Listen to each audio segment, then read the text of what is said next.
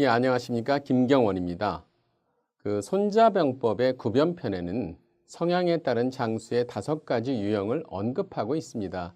상황에 따라서 가장 맞는 유형의 장수를 기용을 해야지 승리를 기약할 수 있다는 말인데요.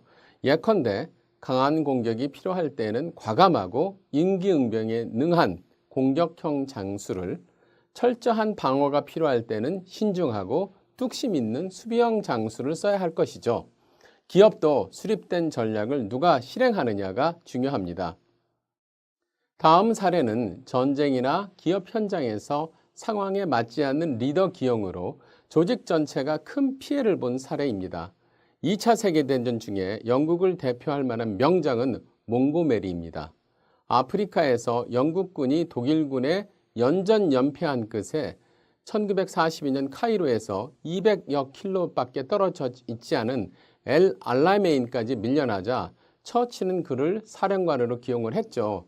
몽고메리는 병사들의 사기를 진작하고 무기, 탄약 등을 본국에서 꾸준히 조달을 해서 전력을 비축하는 것은 물론이고 정교한 수비 플랜을 세워서 적이 공격할 때마다 강한 수비로 적의 힘을 빼놓는 전략을 구사를 했습니다. 그 후 적절한 타이밍에 독일군을 타격을 해서 이듬해 3월 튀니지에서 항복을 얻어냅니다. 이 전공으로 몽고메리는 노르만디 상륙작전 이후 영국군의 총지휘를 맡게 되었죠.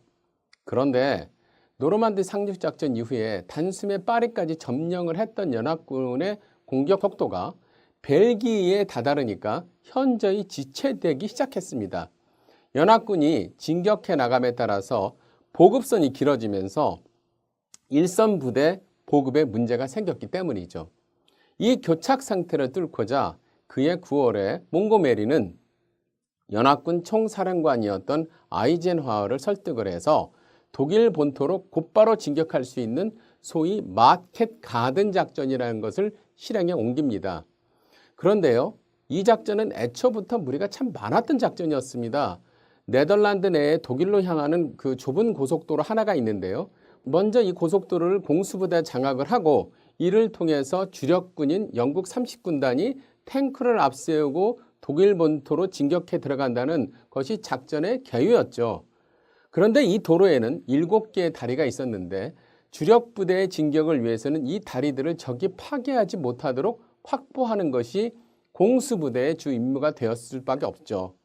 단 공수부대는 중화기를 가져갈 수 없으니까 탱크 부대를 만나면 굉장히 취약해졌으니 주위에 탱크 부대가 없어야 된다는 것도 전제 조건이었습니다. 그런데 이 총 길이가 100km에 달하는 이 도로는 매우 좁아서 탱크 하나만 파괴되거나 서버리면 모든 대열의 행진이 멈추게 되어 있었습니다. 몽고메리는 이 작전의 실패 가능성을 모두 가벼이 여겼습니다. 심지어 독일로 넘어가는 아른햄 다리 근처에 적 탱크 부대가 있다라는 정찰기의 보고도 그냥 묵살해버렸습니다. 9월 17일 작전 첫날에 영국군 제1공수사단이 독일로 가는 아른햄 다리 입구를 확보하는 등 다른 공수부대들도 다리 확보에 성공하는 듯 보였습니다. 단, 한 다리는 이미 적이 폭발을 했고 다른 한 다리는 적의 저항으로 장악에 실패는 했습니다. 또 영국군 30군단은 진격 도중에 적 공격의 선두 전차가 파괴되는 바람에 꼼짝도 못하는 상황에 봉착하게 되었죠. 그런 상태에서 영국군 제1공수사단에 독일군 탱크 부대가 들이닥쳤습니다. 결국 이 사단은 9월 25일 새벽 6시에 부상병들을 모두 남겨놓고 철수를 하기 시작했고 이로써 작전은 대실패로 마감을 했습니다. 연합군은 17,000명이 전사를 했고 특히 1만 명의 병력으로 투입되었던 영국군 제1공수사단은 80% 이상의 병력 손실을 기록을 했습니다. 수비형 장수로서 아프리카 전선에서 전과를 올렸던 몽고메리였지만 공격 작전을 지휘할 경우 세워둔 정교한 작전 계획이 실제와 맞지 않을 경우에 전황 변화에 따라서 유연하게 대응할 수 있는 순발력이 없었던 것이었습니다.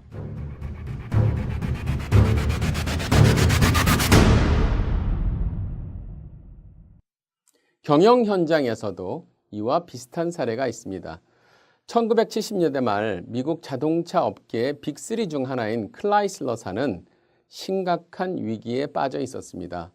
1978년 아이오코카라는 구원투수가 영입되어 왔죠.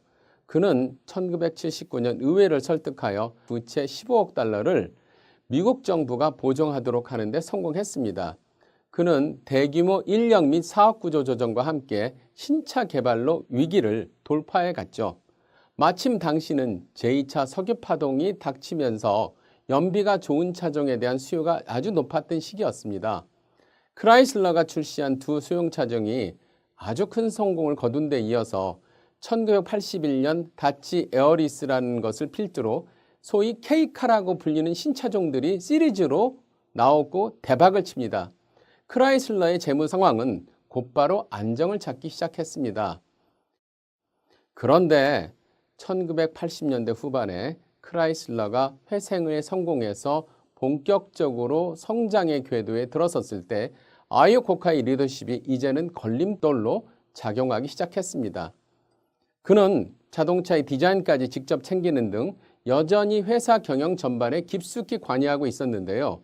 문제는 위기를 극복할 때 빛을 발했던 그의 카리스마가 갈수록 이제는 아랫사람들의 이야기를 듣지 않는 독선으로 변하겠다는 것입니다.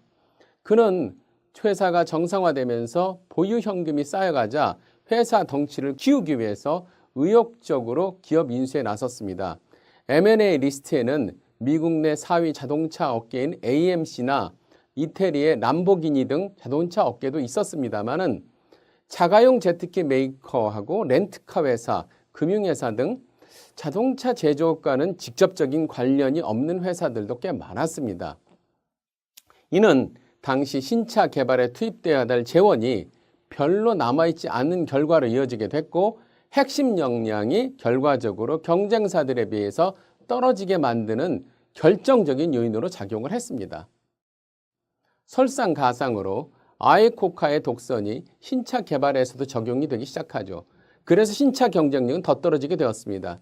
그 무렵 크라이슬러는 C카라고 하는 K카의 후속 차대를 개발을 하고 이를 공유하는 여러 자동차 모델을 디자인하고 있었습니다만은 완전히 새로운 차대를 개발하기에는 재원이 부족해서 기존의 그 K카 차대를 좀 연장하는 형태에 그쳐서 근본적으로 경쟁력이 떨어졌던 거죠.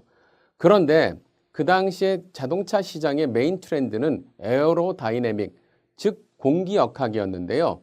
포드나 GM은 공기역학을 반영한 신차들을 속속 내놓았던 거죠. 그런데 크라이슬러는 이런 경향과는 반대로 나갔습니다. 왜요? 아이오코카 때문이었습니다. 그는 신차 디자인에 개입하면서 자신의 취향이라면서 신차종을 모두 각진 형태로 만들게 지시를 했습니다.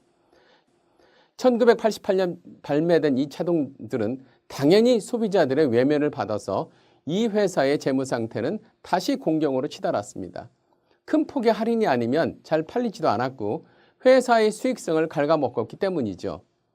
1984년 24억 달러의 순이익을 자랑하던 이 회사는 1989년 4사분기부터 큰 손실을 내기 시작해서 급기야 1991년에는 7억 9,500만 달러의 순손실을 기록을 했습니다.